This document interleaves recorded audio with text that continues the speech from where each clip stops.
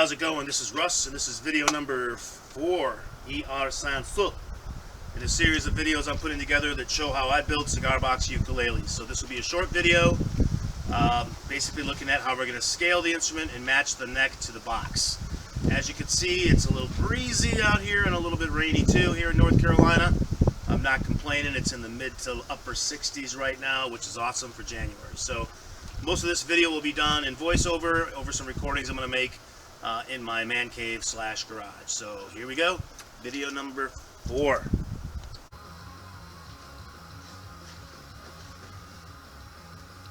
I'm back.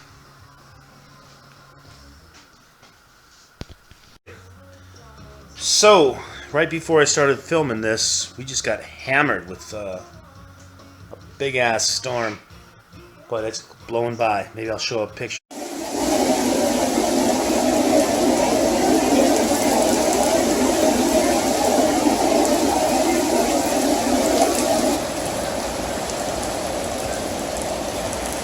Man, we were getting hammered there for a minute.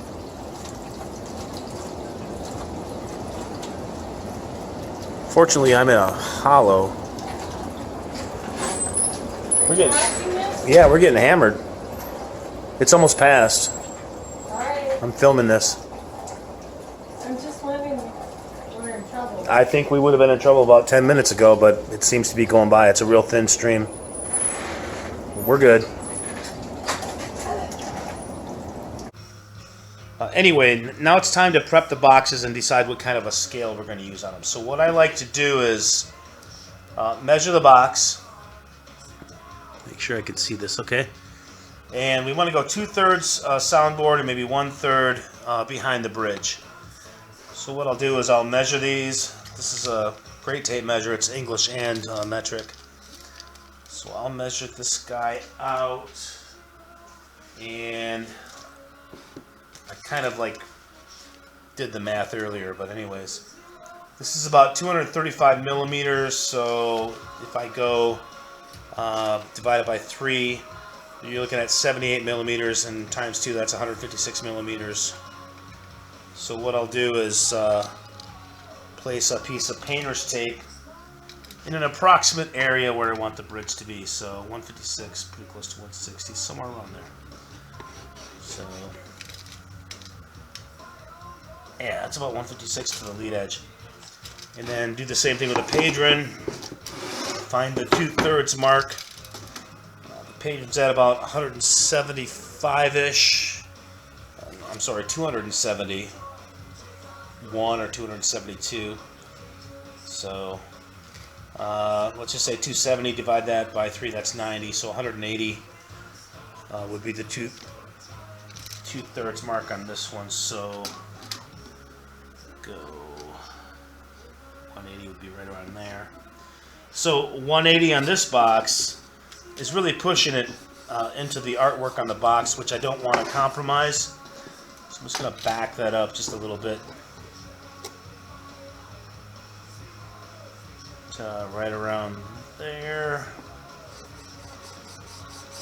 So now I'm going to translate this into English because that's how my template is made for determining neck length. So if I go English here, we're looking at about 7 1/4, maybe 7 1/2, 7 1/4. I guess 7 1/2 would be like the center mark, which would be good.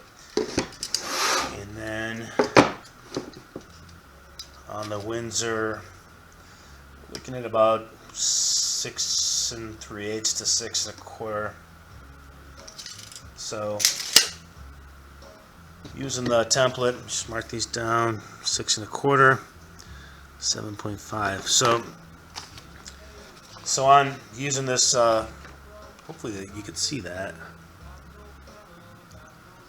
I've just marked the distance from the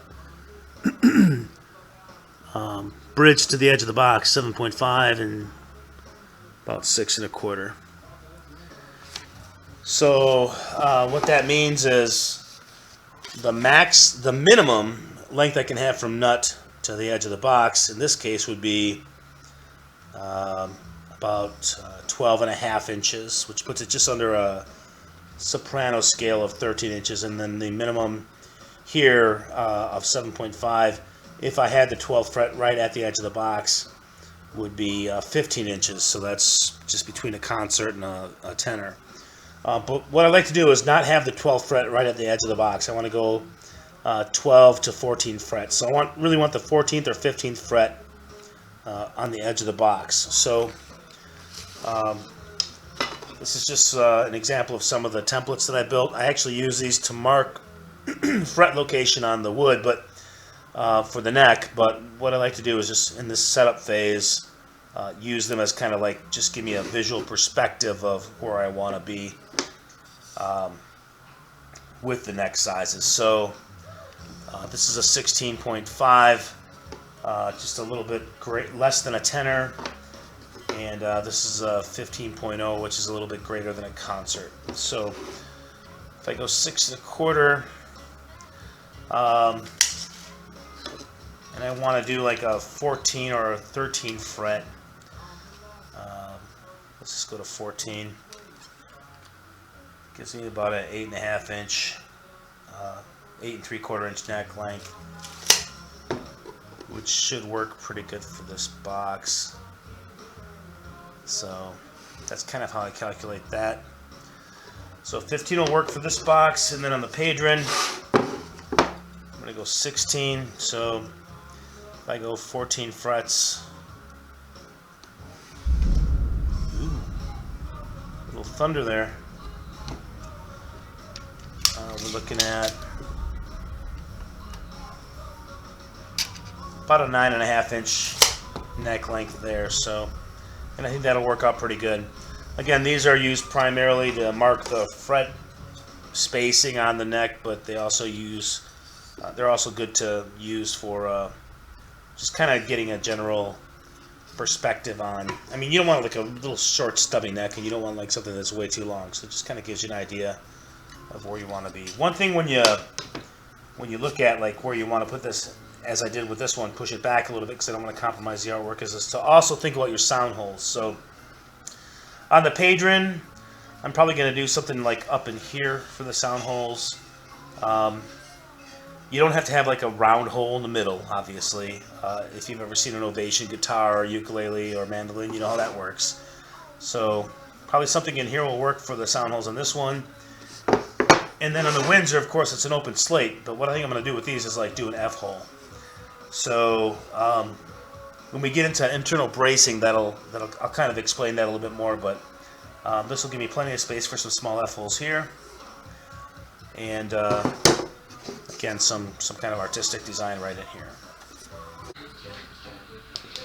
Okay, so using the template, we've determined it's 7.5 from the edge of the box to the bridge for the Padron, and I'm going to go with a 16.5 total length from nut to bridge. So that gives me a 9-inch fretboard area. I'm going to add 5 to 6 inches in. I put 5 inches on this template, but I'm going to go with 6. So 9 and 6, that's 15-inch total neck length for the Padron. And then on the Windsor, we got 6 1/4 from the edge of the box to the bridge. I'm using a 15-inch total scale. Just a little under concerts, actually just a little over concert size. So 15 minus 6 1/4 is what? 7 3/4? Yeah. 7 3/4.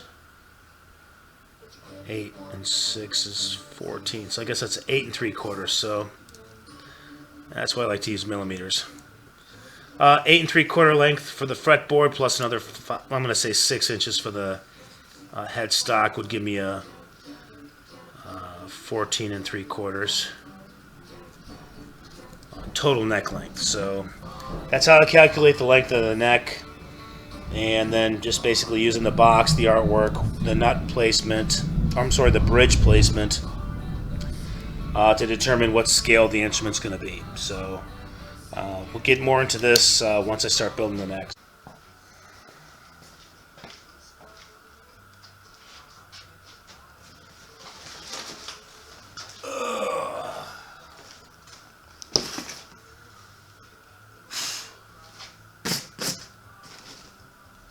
The big book of uke stuff. Okay, so one thing I didn't talk about too much is how did I come up with these templates for like fret locations. Not sure if the camera's picking that up. There's a software out there called WFret, capital W, capital F, R-E-T, and it allows you to print out a fret placement template. So you don't have to like measure every mark and then try to cut it. It actually gives you something that will allow you to mark those. And it's very versatile, gives you any scale length and any number of frets, and then you can use that to plan out your fret placement. I still have that software. I like it, but I don't use it unless I come up with a neck length that isn't something I've already done. What I do is I use that template and then take some hardwood. This is maple, and then actually like create like a hard one in case I ever lose the software or whatever. So that's where that comes from. I also, if you do design on your computer, it's always a good idea to hang on to some of your here's some headstock stuff. Hang on to the stuff that you use. I mean, some of the stuff I haven't even looked at for several years, but always a good idea to keep the hard copies because you never know when technology could fail. So, just wanted to add that at the end of this video, and just want to say thanks again, and TTFN.